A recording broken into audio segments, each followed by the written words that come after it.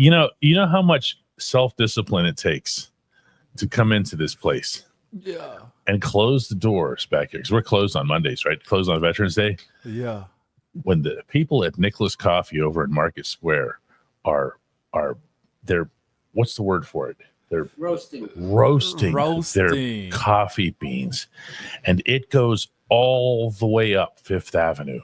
Yeah. And it is just like you can just see people in the street just going, like this.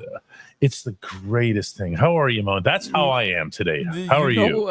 I needed that coming back from my day job yesterday, man. Put some roasted coffee beans in the air for me. Did it drive you all the way back from DC? Is that what it also did too? It might have helped. Or was it a road wind that did it for you? One or the other happened, DK, or both. It might have been a little bit of both because that football team is now officially really fun to cover, Moan. We're going to have some fun today. I know, man. I'm excited for it. I was in and out trying to catch it on the West Coast where I was yesterday, and I'm asking the guy, Rep, we're everywhere. Can I just say that again? Steeler Nation is everywhere. Here I am in SoFi in Inglewood, California yesterday at the Chargers game, okay? And I'm walking the sideline doing my duties, okay, DK? And guess what I spy?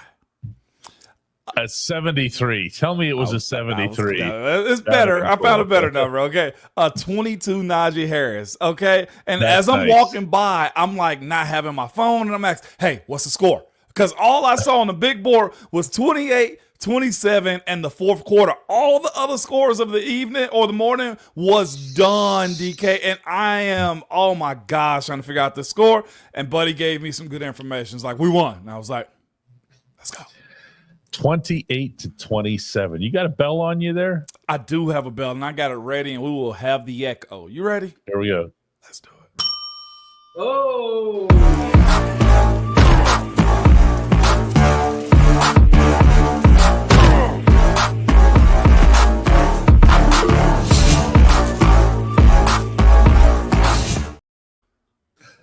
28-27 over the Commanders yesterday in Landover, Maryland. Ramon was out west doing his day job, covering a really not very good Titans team. Oh my gosh, DK! But the team for which he played, Western PA, his entire 11-year NFL career, all of them as the starting left guard, had a very nice day yesterday. 28-27.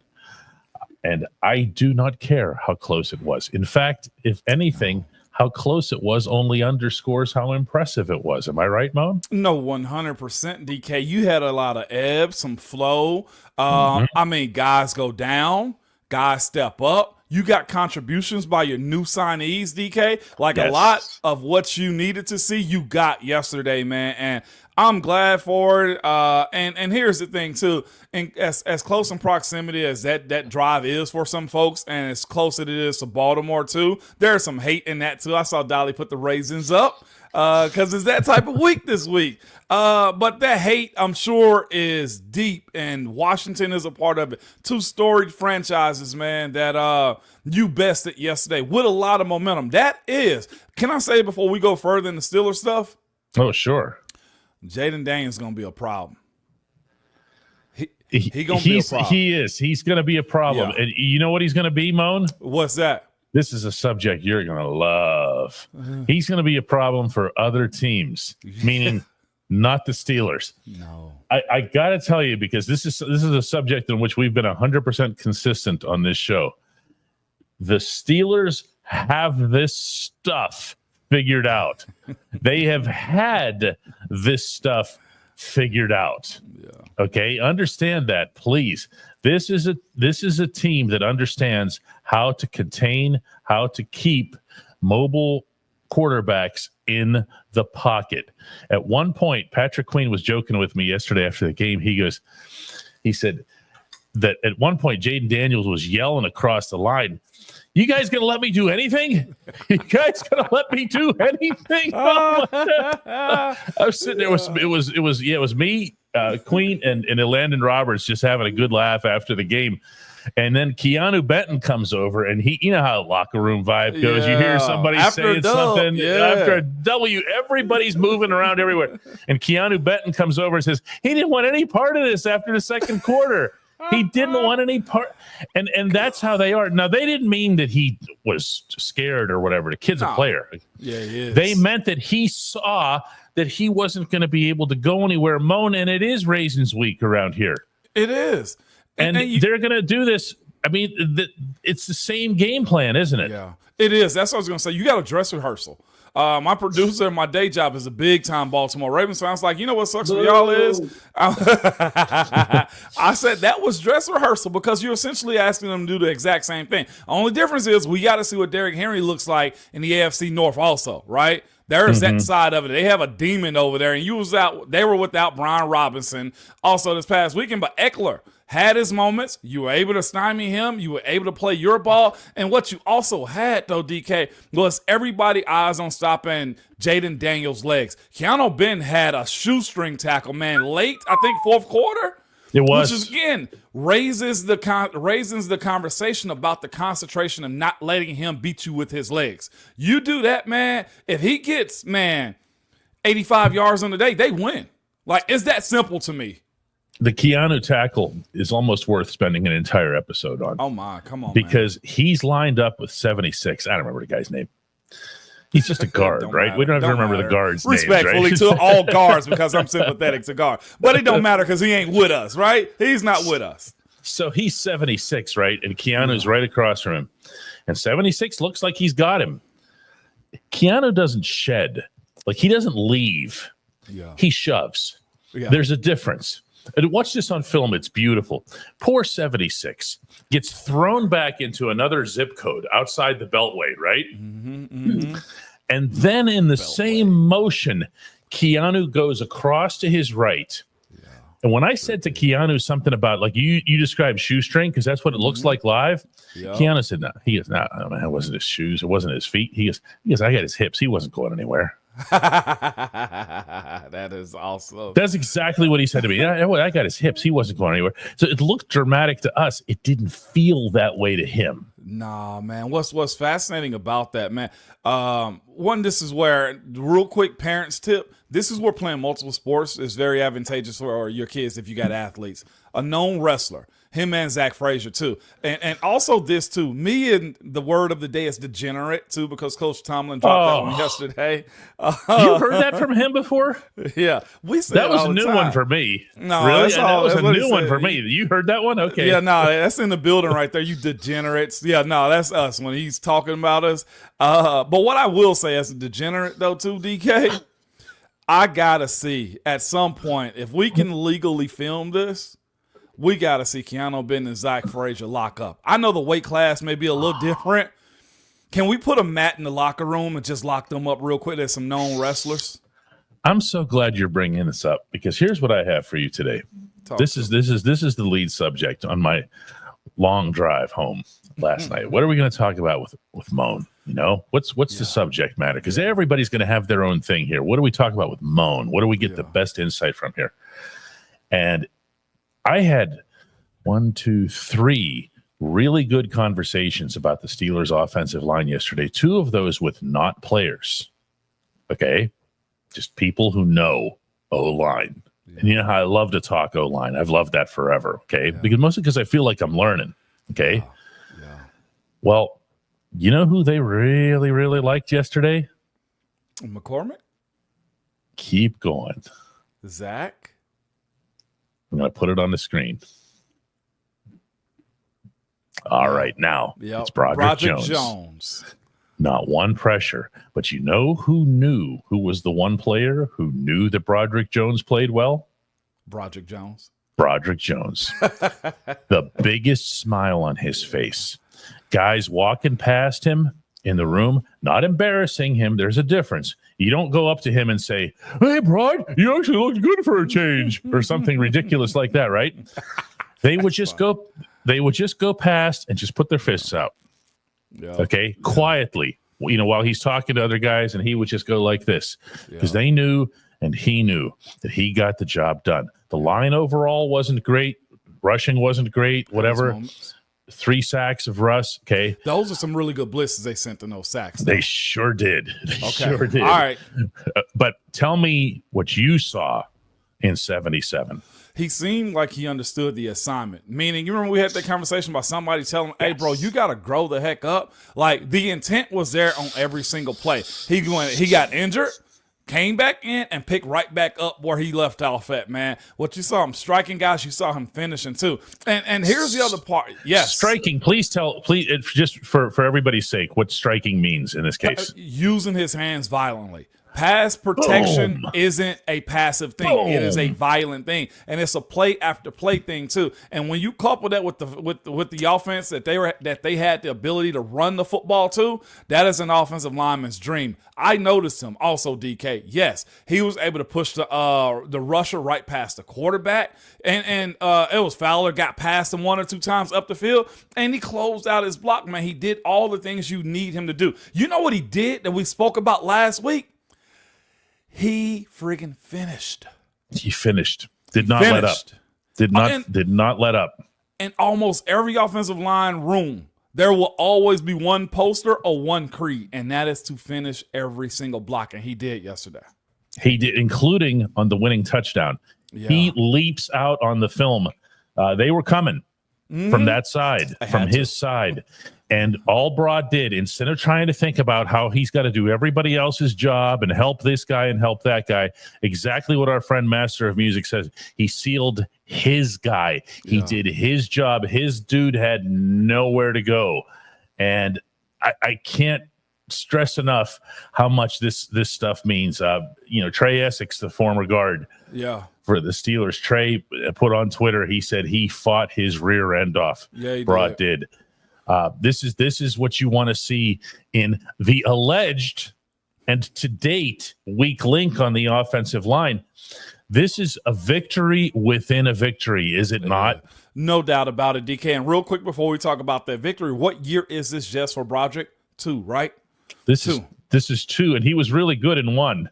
Exactly. So what you're having, though, is what we always speak about. It's the lead up and the build up and the ability to ascend up with his talent and his understanding. And the more tape you get out there, the more they can expose you. And Broderick has to understand that, too. As many times as he can minimize his weaknesses, to your point about a weak link, the better it's going to be to him. Again, the understanding of playing the position, DK, is what I felt like he was lacking as a young player. Again, got to have guys that can lead you, or either you learn by fire, DK. And I think last week with the criticism and the weeks before that he's had some inconsistency, that fire gets a little hot if you get close enough to it. And, of course, I mean, there's guys behind him that want his spot, too, whenever he gets back healthy. Najee Harris's touchdown run also shouldn't be forgotten here, because Broad is a right tackle, and there he was all the way at the left edge of the line coming. You saw it, okay, coming straight across. And actually, I remember laughing at watching the replay, because I go, that actually looked a little dangerous for Naj, because they're going through like this, right? But he got his guy. He fell on top of him, and Naj went in untouched.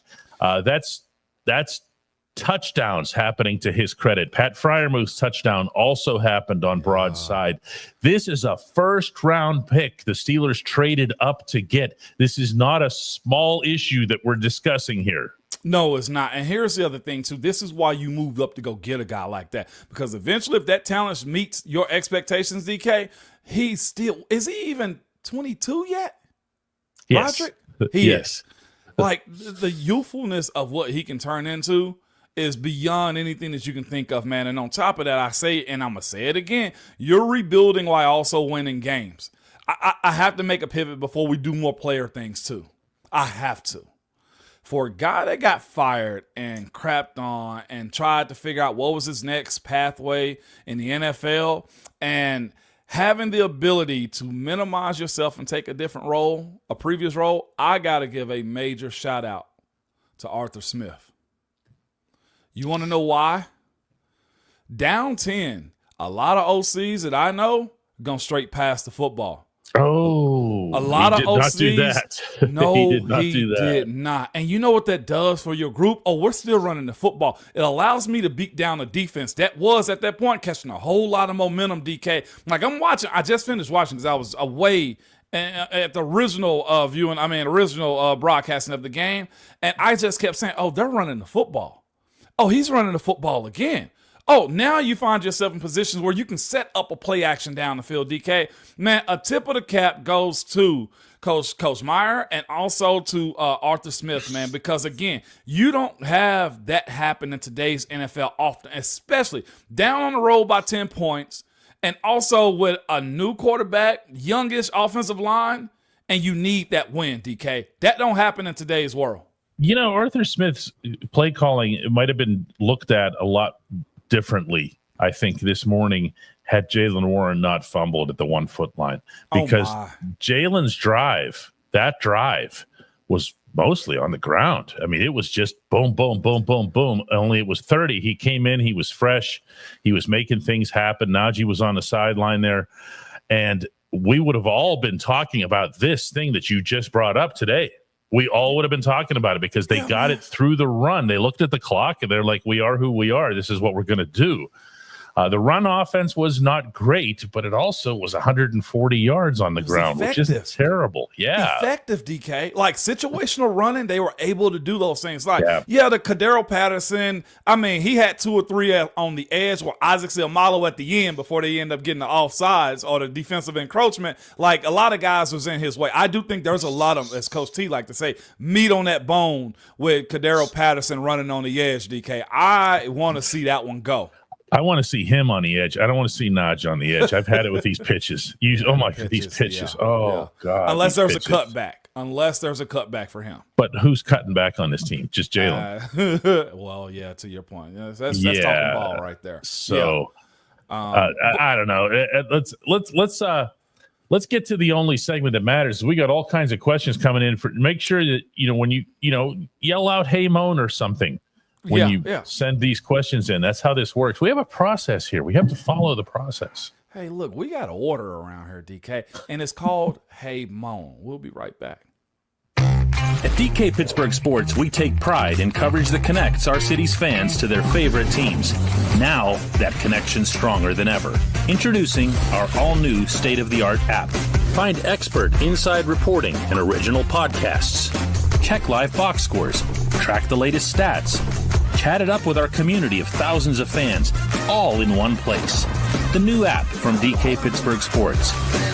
Coverage that connects. Oh, yeah. Eric Shula points out, speaking of big blocks, Cordero Patterson with the pickup. That was a pickup. Yeah, it was. On the touchdown to George. And then there's George. We ain't even mentioned his name. Didn't even mention George. We're taking him for granted. Is that a flag on us? We're not even mentioning George Pickens' name yet?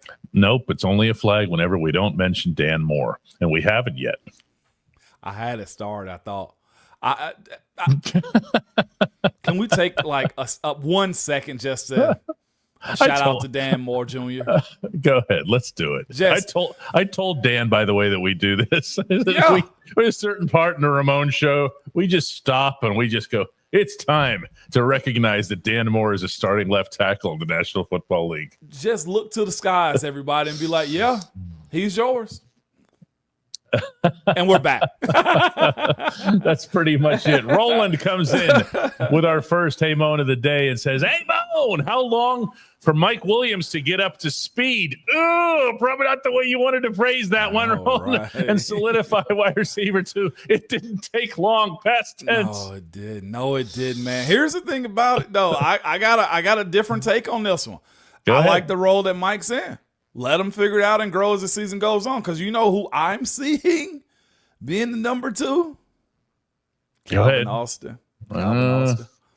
Calvin got dinged pretty good there at the end of that game. I don't know if he's going to be around. So my point is, I don't know what it is, but it seemed like Russell Wilson loves going to Calvin Austin. The amount of targets that I thought he got yesterday was just like, you keep going to Calvin. I just kept saying, like, he continued. I'm not sure what the overall targets were. I have to look that up in a minute. But he kept going to Calvin Austin. I think he might be one of his more favorite targets. But here's the thing about Mike Williams, man. He was just a consummate pro.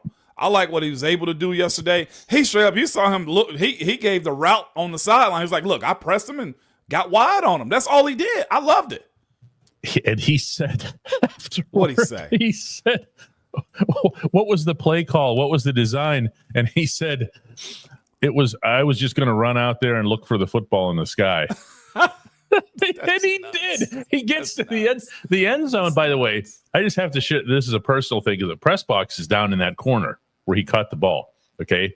I was telling Russ about this after the game because of the nature of the ball that he threw. Yeah. Williams is coming in the direction of the press box, like right at us. Okay. Yeah. And the ball goes up in the air. And you know how your brain, you immediately think yes or no. Yeah. This is either good. Okay. You make a decision, right? Yeah, you do. Ball goes up and I go, no, because I'm just thinking there've been so many of those in the game that didn't even come close to connecting with guys. They weren't even seeing it. Yeah. And then peripheral vision. Oh, wait, that's Williams. Oh, Williams is on the field. Yeah. Oh, wait, he actually could catch this ball. And he's going and he's going. And the more it's coming down. He's going to catch. They're about to win this game. Yeah. Okay. No doubt about it. Just like that. And man, when it lands in his hands, what a thing. What a thing, man. By the way, Calvin had 6 targets. What's his name had 7. George had 7. So it's on par. I know. It's on par, but this Mike guy is something different. Yeah. Mike got to get up to speed. But getting up to speed is a relative thing. You know, Najee Harris was joking around after the game saying, you just tell him where to go. It's not like he's new to this. No doubt about it, man. Absolutely, DK. Here's this route here. Let's go with this one here from Eddie. Says, hey, Moan, I thought Joey Porter Jr. did not play up to par. He looked bad. What do you think? Man, he's got a reputation. He's just simply got to beat it, man. And that's where I am as it pertains to him and what he's got going on with his game. Dante Jackson is too, though. Like, both of those guys, I thought Dante Jackson's late pass breakup could have easily been a DPI. When he came back to the ball and hit his hands, like, I thought he was in a wide receiver space as far as that 4th down play from it was late in the 4th quarter to one of our wide receivers. Well, actually, just to be fair here, Dante was actually out of the game at that point, and that was James Pierre. That was Pierre? That's right. We had the same reaction. Okay. Okay. All right. Because Dante was quietly removed for a hamstring issue. We'll see how he's doing. He told me he thinks he's going to be okay, but he's not sure. You never know with hammies. Yeah. But that was actually James Pierre. Came back to the ball. Had no idea that he defended it. Yeah. Wow. That's nuts. It was close. So to Joey Porter Jr.'s play though, it's got to get cleaned up. Like his playing inside leverage, I do like the way he ran the runner down on one of those passes down the field. But in all, cleaner. Got to break this reputation of being very handsy, man, because, again, he's a big physical guy, and I think those wide receivers are simply taking advantage of it. I ain't going to say by flopping or just falling to the ground, but that one in the end zone, he grabbed him, but it was better for him to fall than it was for him to fight through it. And because of his reputation, that flag is quick, man. It's and so you know quick. Which team does that more than any other? At Baltimore. That would be your Raisins. Yes. They will fish for that flag all day long. The Flacco play. Yeah. And yes, 100%. And here's the other part of this, though, too, man. The secondary in general, I feel like have to clean up a good bit of what they got going on. There was some errant passes I felt like that Jaden Daniels threw or his wide receivers simply dropped.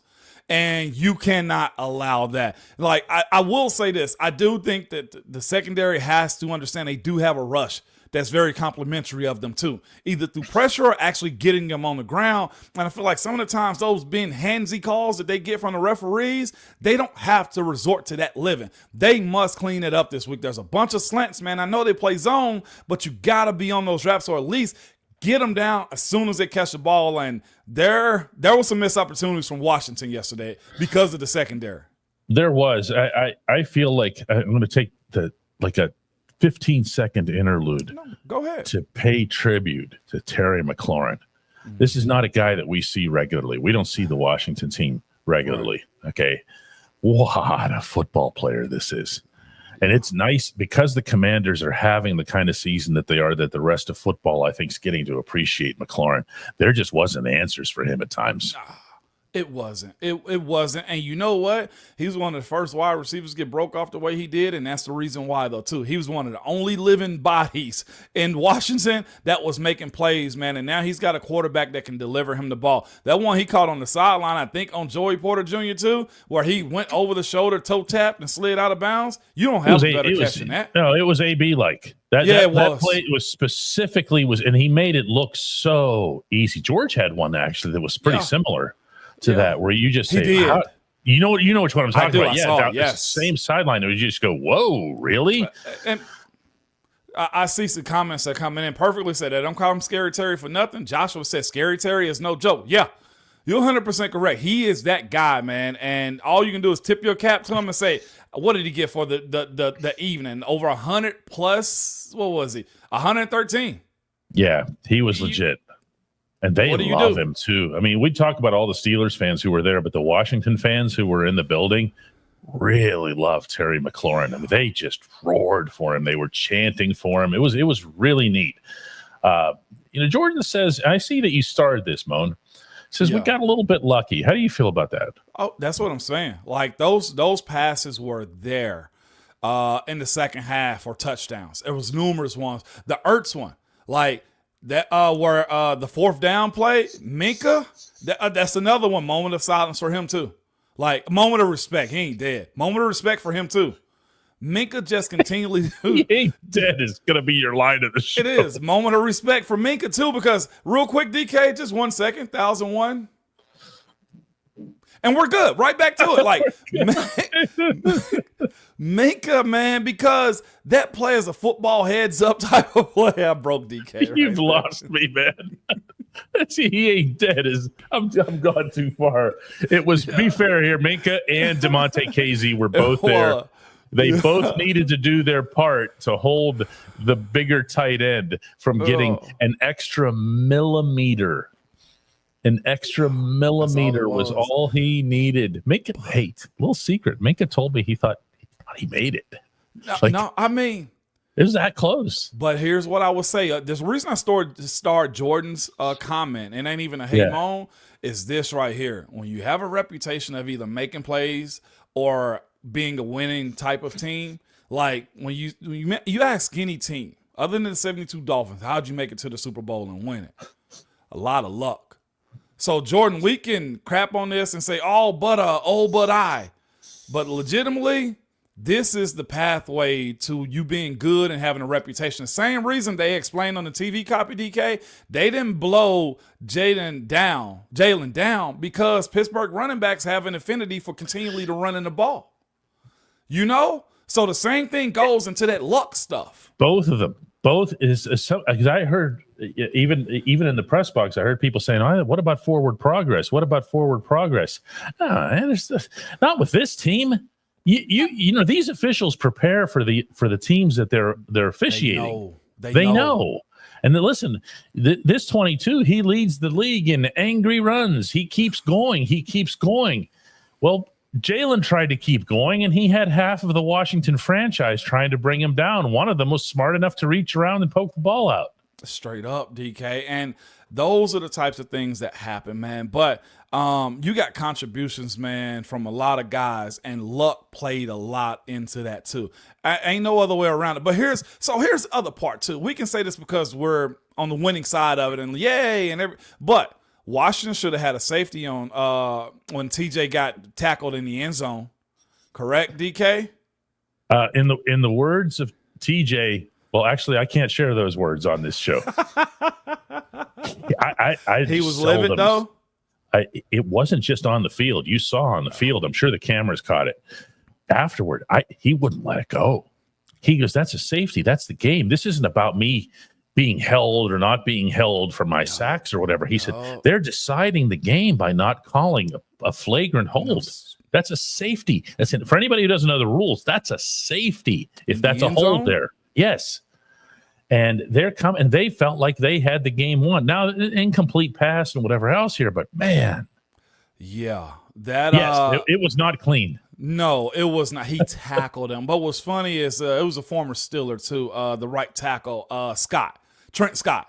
After the game, you see them meeting in midfield, and him and TJ were laughing about it. Like, it's all in good fun after the fact. But bro, you were holding the heck out of me, man. Like yeah, he had him, and he also twisted his shoulders and like threw him to the ground. So when we speak about luck being on your side, like Washington got lucky right there. So it's just the flow of the game. Sometimes the ball bounces your way, sometimes it don't. It's just a good thing this team came up with a dub because, again, that defense is monstrous, man. They continually make plays and give the ball back. And also, special teams. Danny Smith, real quick. They had it. What was it, Miles Killebrew? Miles threw it perfect. No, Miles threw it. Miles threw it. It was our friend James Pierre again. So, yeah, that did not go well. I mean, it was right there. And that's the call. What people don't understand is this isn't the coaches calling in, say, hey, run the fake punt. That's not how it works. It's a see and react thing. If you see this, then you have the authority. They stun it in, and they left a gunner. And they left him wide open. He was uncovered. It's not for a route or anything. He just wasn't covered. Yeah. And after that, by the way, Washington put not one but two people on every gunner. It was hilarious. Yeah. You know, hey guys, if you want to become a member of the Ramon Foster Show in the DK Pittsburgh Sports channel, the way to do that is to type onto your screen right here. This is the URL, dkps.net/join, or you can just find the join button that's on your homepage there on YouTube. You'll see it, or on our channel. It's 99 cents a month, comes with all kinds of perks, good stuff. Ramon will answer your questions here. You get colorful emojis, all kinds of fun that you see other people playing with here in the live chat. It's all good stuff.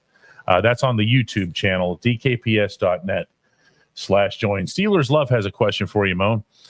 Hey, Moan, do we need to give Omar Khan credit for getting Mike Williams and Preston Smith here at the trade deadline? Safe to say that they both contributed right away. 100%. That's the easy answer, yes. Steelers Love. Again, now that Preston Smith signing looks that much better, too.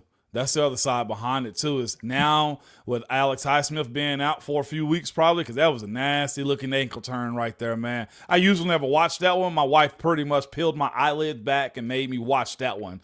Yeah, and his ankle was loose, man. It might have a tendon or two, which is what a sprained ankle is anyway. But Omar was smart. They knew they needed some hot spots. I'm not sure what's going on with Nick Herbig when he's able to get back, but Preston Smith being in now gives you a whole lot of veteran savviness and just a playmaker who made a play for him also. I will say there's a different type of player, though, too, because Highsmith, quick twitch, is, I will say this, I think it compares to what TJ's is at moments. Like, it scares left tackles, man. He gets off the ball, and he's a big human being. So I'm hoping Preston holds up his end of this thing and get right. You know, we mentioned Alex, and not just saying this because he got hurt. He might have been the Steelers' best player yesterday at any position. He was all over everything. He was physical. He and CJ together contained Daniels. If I see or read one more person say, where was TJ? Where was TJ? He was doing exactly what they wanted him to do. He does not pile up splash numbers in these games. The edge rushers collapse on the quarterback and make sure that he doesn't go anywhere. He was just terrific. Patrick Queen also had himself a day, his best day as a Pittsburgh Steeler. I was joking with him. Then I said, you're just doing this to get ready for Baltimore, right? And he goes, you see right through me. Yeah. No, but he wasn't. It's a joke. Yeah. Okay, all right. But it is that serious, though, man. Like, this week is – I saw somebody ask that question. I don't know if I started. What is this week like? We'll get to it at some point as far as the Raisins week, man.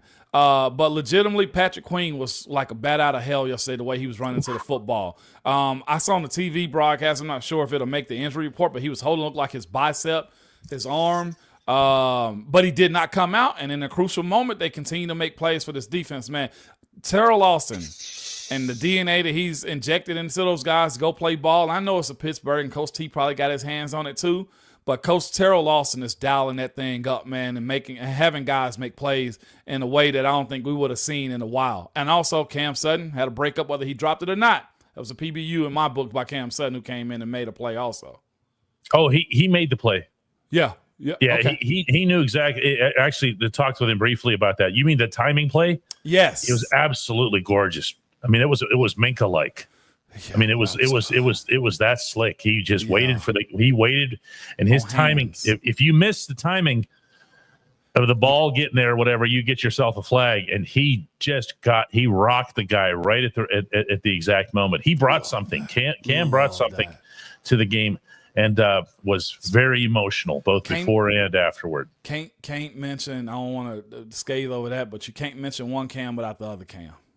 Well, that's actually where I was headed here. All right, let's but go ahead. It's your show. You do it first because I mean, he was really, really good. And then he sacks the child. He sacks the rookie. Yeah, man. He does so in pursuit. Are you kidding me? Mr. Graybeard himself now. Okay? Mr. Graybeard himself. This is what our offseason conversation was about, DK. Was it not? It was. And we said he's chasing it. Did we not? He's fighting Father Time, DK, and this is what we look for. He continually produce. He continually get to the quarterback. He continually makes impact plays. A sack early in the game and one later in the game to put that team behind the chains, DK. It does not get much better than that, man. I saw Ryan Clark tweet about it, and JT brought it up too. Cam is can't bound. Like, there's a lot going on for Cam right now that shows no sign whatsoever of slowing. I'm knocking on wood for him because I ain't trying to jinx this thing, man. But what I'm telling you is this. The questions that were brought up of can he, DK, the answer, and we can only get it then, is during the season. Yes, yes, and yes. So he gets done with his regular media session over in the podium in an adjacent room, and he comes back and he sits at his stall, and I see him sitting there, and just accidentally we make eye contact, and I walk in his direction and I go, "I saw you," and he goes, big smile. I didn't even have to say what play, what it was, how he got there. I got one of these because he knew he knew everybody saw it. How do you not see that? It's really cool. Ain't it cool, though? I have to say that since we made such a fuss, and rightly so, over Keanu's play earlier, that Cam at that podium session went out of his way to, even though nobody asked him about it, to bring up Keanu's play and say, that is so big. That was so big for us. I don't think people realize how far Jaden Daniels was going to run. No, it was nobody in the middle. Nope. There was absolutely nobody in the middle. No, the next line of defense were going to be the safeties who were back in a cover three. Yeah, and so somebody brought up Omar earlier, right? Like, this is another one of those moves where it's ballsy to pay Cam again at his age, right? But when you know the personality, you know how this team can help him succeed too, and what kind of guy that he is. You get this version of him, man, and he absolutely dog walked those guards in center yesterday. Oh. Golly, he dog walked them. Oh, boy. 33 says to Moan, loved you as a run blocker, Moan. Hey, that's because I ain't had to play against that Steelers defense. Actually, it's because he had to practice against 97. So right. There's not anybody in this solar system who can appreciate what 97 does more than the guy on this show here. Yes, and always will. Addis says, hey, Moan and DK, so there's 3 potential Hall of Famers on this Steelers defense. How do you see that, Moan? Minka, Cam, TJ. Heck yeah. Well, TJ's not potential. TJ's in. Who's the other P word then? I mean, yes, the answer, if this wasn't a family network, DK, it'd be some different words. But, yeah, you got 3 on that defense. Like, yeah, for sure. That's tough. Appreciate when we come back, we're gonna take care of a little bit of business here on this episode of the Ramon Foster Show. See, I'm saying that as if I'm ready to pull the trigger on something. We've already gone 40 minutes on this network. I know. That was quick. God, dog. Yeah, it's like there's a lot to talk about. Yeah, right? Yeah, it is. We'll be right back.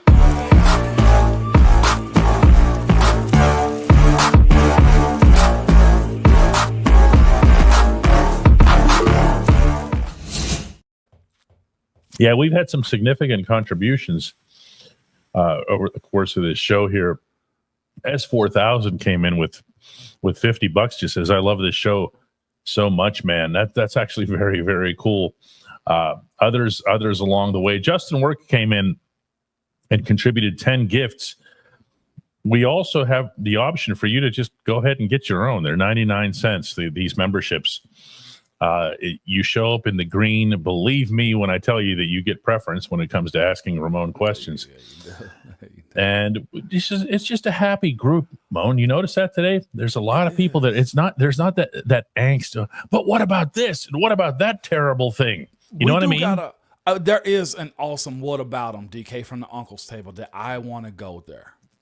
We won't even discuss Baltimore real quick. This is such a great whataboutism. You ready? Mm-hmm. It's this one. Hey, Moan, Russ completed 50% and people think he's great. Why so much hype for 50%? Here's what you had, though. You had Russ get rid of the football and protect it. Other than I think that was the first pick he's had in over almost 180 passes, right?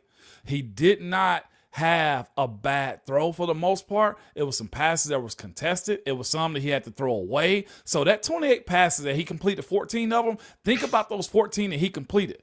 Down the sideline to George, across the middle to George, like catching one for a touchdown. How many passing touchdowns did he have yesterday? Like we could really have 3 passing touchdowns. So that 50% is like read behind the first cover page of that and see how effective he actually was. Russ in this offense has made it very possible for you to be very efficient against any team in the NFL right now. So yeah, it was 50%. That's because he didn't tuck it away and take a sack. It was because he took care of the ball and kept your team on schedule. I'm with the 50%. I love it for it to be 60 plus, DK, correct? But the effectiveness of him throwing the football and giving his guys a chance, I don't know if there's many others other than Patrick that are probably doing it the way they do it like that. Just throw it up and give your guy a shot. He's doing that really well. And he's since George Pickens has been here, Russ is the first quarterback to actually listen to what George has been saying all along. Remember, he actually used the line, "Put it up in the sky." Just put it up in the sky. I'll come down with it.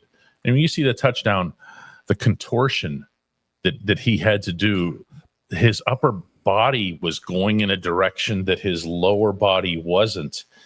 And he doesn't just catch it, meaning reach for it. He two-hands it because he contorted his entire body enough to make sure that he could solidly grab onto the football. And as many times as he does stuff like that, don't you every single time say, "He didn't catch that"? Yeah, right. Yeah, you do. You usually do. Yeah. He didn't catch that. But he does, man. Somebody said one too many 3 and outs. Yeah, but you also scored over 28 points. Again, close to 30. We can against go the down playoff this team. Against the playoff team. I'm done seeing the comments like that, and I can go on and on about it. But what I'm here to tell you is this. Russ strategically either throw the ball to the one to Darnell Washington across the middle. I think he could have set him up for either bad hit or almost an interception because of deflection. He throws him into the ground, right? In the vicinity. Take that back. There are no bad hits on Darnell Washington. I know. He it's just bad. bounce off. Take that one back. You're right about that. Darnell's he's an honorary old lineman, man. But I'm picturing what a bad hit looks like on Darnell. That's very true. It's for the defensive player, man. But that was a fun game. I didn't even realize he was only 50% on the day. That's how excited I was about it. But you're entitled to your own opinion, so I'll leave it at that. Guys, we'll be back with another program on Wednesday. Yeah. Looking ahead to Ravens week and all that other stuff and all the other business that we tend to take care of this time of week. But this was this was something. Yeah, this was something, including this episode. This was good stuff. All right, guys, we'll see everybody on Wednesday. Yeah, we will. And it's Raisins week. We're excited about it. We're excited about it. From the Peanut Gallery. Yeah. Peace. Ugh.